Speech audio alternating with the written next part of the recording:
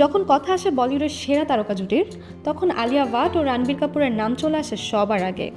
অভিনয় তাদের দক্ষতা, ব্যক্তিগত জীবনযাত্রা, ব্যবসায়িক উদ্যোগ প্রতিটি দিকই তাদেরকে শুধুমাত্র পর্দায় নয়, বাস্তব জীবনেও এক অনন্য তারকা জুটি হিসেবে প্রতিষ্ঠিত করেছে। আলিয়া ভাটকে একাধারে একজন সুপারস্টার, উদ্যোক্তা এবং প্রভাবশালী ব্র্যান্ডের ব্র্যান্ড অ্যাম্বাসেডর হিসেবে দেখা যায়। শুধু অভিনয় নয়, তার প্রতিভা বিস্তৃত হয়েছে বিভিন্ন ব্যবসায়িক উদ্যোগে, যেখানে তিনি এক সাফল্যের পর অন্য সাফল্য অর্জন করছেন। আজ আলিয়া ভাটের মোট সম্পত্তির পরিমাণ 550 কোটি টাকা ছাড়িয়েছে। গুচি, লরিয়াল প্যারিস, মেক মাই ট্রিপ, ক্যাডবেরি এসব আন্তর্জাতিক ব্র্যান্ডের সাথে তার চুক্তি তাকে বিপুল পরিমাণ পারিশ্রমিক এনে দিয়েছে।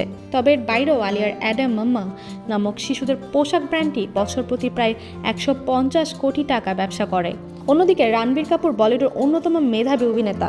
সেই রণবীর বাস্তব জীবনেও এক সফল ব্যবসায়ী হিসেবে পরিচিত। তার মোট সম্পত্তির পরিমাণ প্রায় 345 কোটি টাকা। রণবীর প্রতি সিনেমায় 50 কোটি টাকা পর্যন্ত পারিশ্রমিক নেন। তার বিনিয়োগের ক্ষেত্রে তিনি মিউজিক স্ট্রিমিং প্ল্যাটফর্মে অংশীদার হয়েছেন এবং মুম্বাই সিটি এফসি ফুটবল দলের সহমালিকও।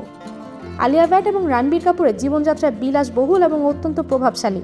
তাদের ভীষণ সফল জীবনের মধ্যে শীর্ষস্থানীয় একটি স্থান দখল করে তাদের বাড়ি এবং গাড়ির সংগ্রহ।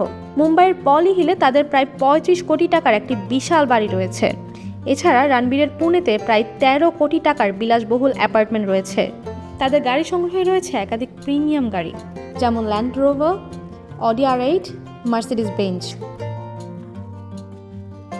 আলিয়া ভাট এবং রণবীর কাপুরের সাফল্যের গল্প কেবলমাত্র বলিউডের রূপালী পর্দায় সীমাবদ্ধ নেই, বরং এটি বাস্তব জীবনেও এক অবিস্মরণীয় অধ্যায়ে পরিণত হয়েছে।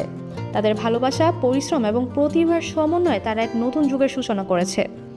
তারা শুধু বলিউডের অন্যতম ধনী দম্পতিই নয়, বরং পৃথিবী জুড়ে এক অনুপ্রেরণার উৎস।